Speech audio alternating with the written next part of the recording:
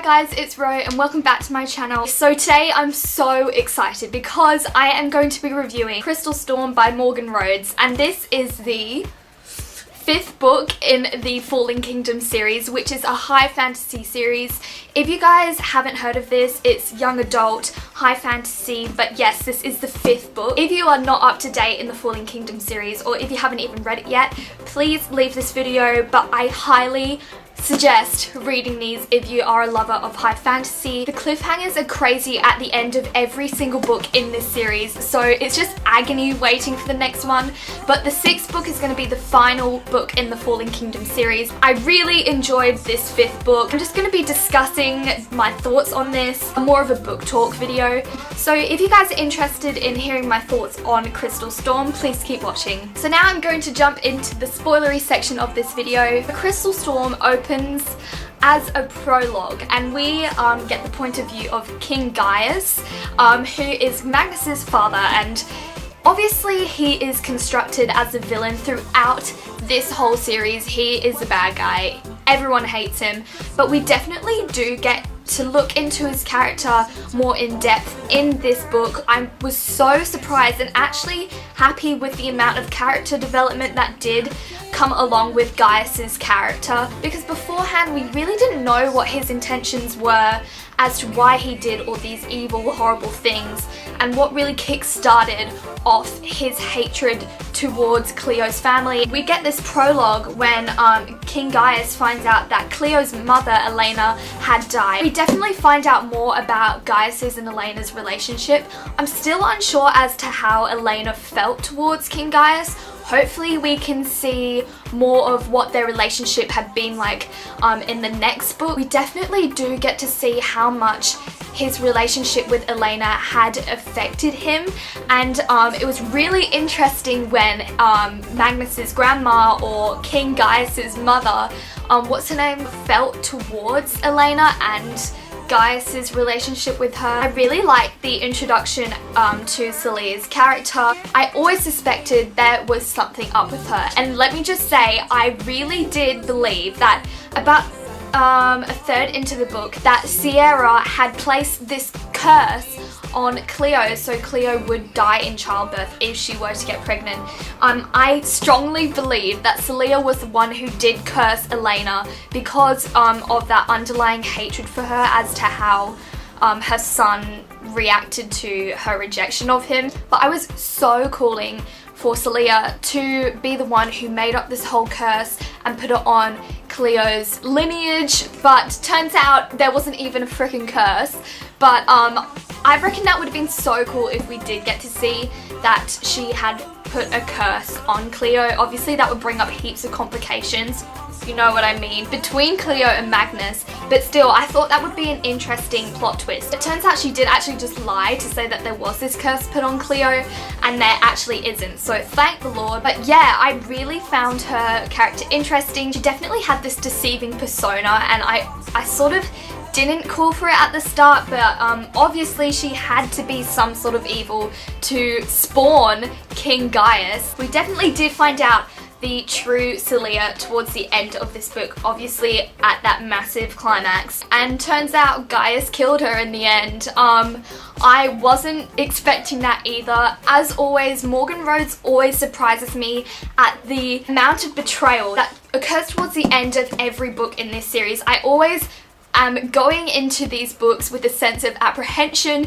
because the cliffhangers are so amazing, and definitely this is making me cry. This ending nearly made me cry. I have a picture that I will insert here, which is literally the face I made as soon as I finished this book. You know what I'm talking about. Magnus, okay? Magnus is being buried alive by freaking Curtis. I hate that dude. He is so annoying. Magnus should have just killed him before. I don't know why he kept him alive, but yeah, Curtis is a little bitch, and I'm so annoyed that he is still alive. He needs to die in the next book. I'm pretty sure he will. If Magnus, dare I say, survives this whole ordeal towards the end, like, you know, being buried alive and put into the ground and trapped inside a coffin. How is that gonna work out? I don't know, but seriously, I am so ready for the next book because that ending was so mind-blowing, and I'm so upset. I'm scared if he's gonna die and what this is going to mean for Magnus and Cleo's relationship. Guys, can I just say, Magnus and Cleo are my two #1 faves. I always was a shipper of Magnus and Cleo, like ever since they met.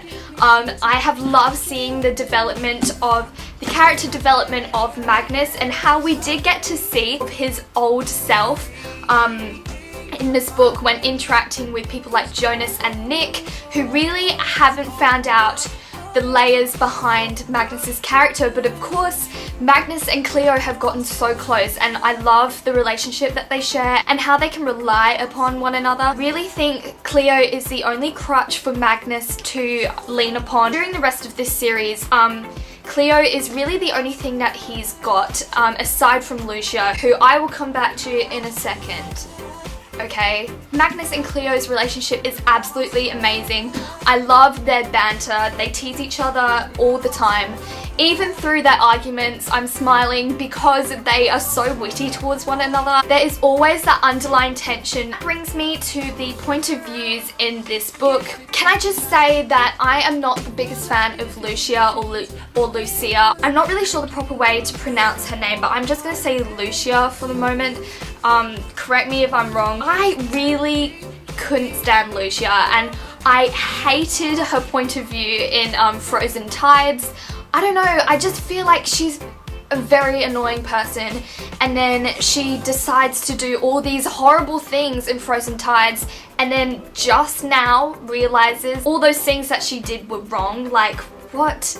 I don't know, I'm not the only one in thinking that she is quite an annoying character, and to be honest, I could really do without her point of view, and I was actually sort of looking forward to her death, because when she was giving birth, she was very close to crossing the other side, and I was sort of smiling. I'm not gonna lie, actually I was smiling because I thought she was gonna die. Always throughout the series, a couple of characters do die towards the end of these books, and that is something that I do love about this series, is that it's so unexpected, and Morgan is really not afraid of killing off her characters. So I was looking forward to Lucia's death, but then again, Jonas saves the day, and I'm like, did you really have to do that? So yeah, Lucia is not my fave. Right at the beginning of this book, I tagged the moment when she is in the sanctuary, and it says, "Then, one by one, their glowing, beautiful faces filled with awe.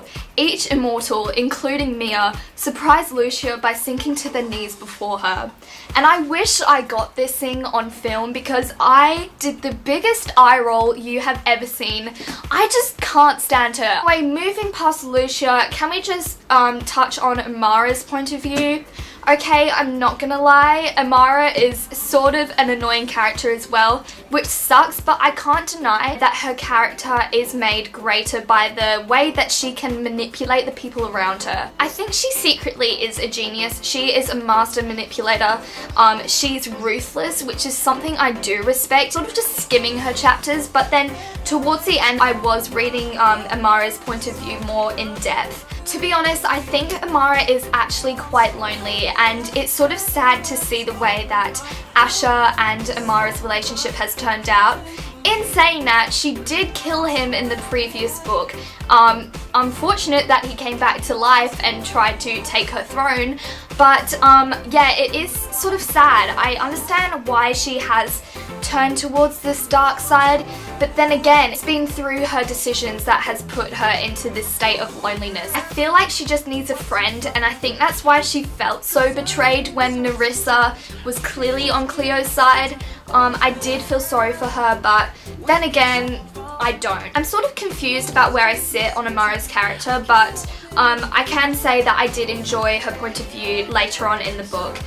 Let's see what happens to her in the 6th book. I'm just gonna say that I did tag this section on page 95. This is when Celia and Cleo first meet. This is where I suspected that Celia was the one who put this curse on Cleo's family. She said, Celia's eyes widened. Yes, of course, the tragic curse on Elena Bellos. I'm so sorry, Cleona, for your loss. I just felt like that was foreshadowing, but turns out I was wrong. Surprised to find out in the last book that there are actual beings trapped inside the Kindred. Just always feel like they are looking for these damn things, and once they get a hold of it, they never do anything with it. I always just feel like they're going on quests around Mythica to find these things, and then they just carry them throughout books. It's not like that I'm immersed in this plotline. That's not really the reason why I read these. It's because of the amazing characters, and I know that doesn't really matter, but yeah, I definitely do read this series for the characters, not for the plotline, and I sort of do forget where we left off when I come back to these books, when the new ones come out, and I was a bit confused as to who was who at the start, but it did come back to me quite quickly. This is when I sensed that Magnus was falling to his doom. This is chapter 32. It's quite close towards the end, but this is when Sierra is still alive and she's talking to Gaius, and she said, "The fire god is in need of a new corporal vessel. I believe that only you are great enough, worthy enough, to have that omnipotent power within you."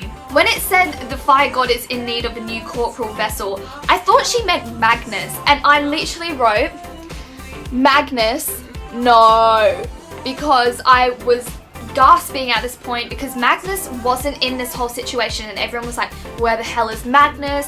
And I thought Sierra had captured Magnus and was gonna put, what's his freaking name? The fire god, Kian, inside Magnus. So that is why I tagged this. But little did I know, no, it's Curtis who hit him over the head, and now Magnus is being buried alive. So, I realised that this book talk was a bit all over the place, but really this was just more of a discussion more than anything. All in all, I gave this book 4 stars. I don't think I can give this series any less. These books always continue to surprise me, and I seriously can't wait for the final installment. Anyway, thank you so much for watching this book talk. I hope you guys enjoyed it. Comment your thoughts down below as to how you felt towards this book.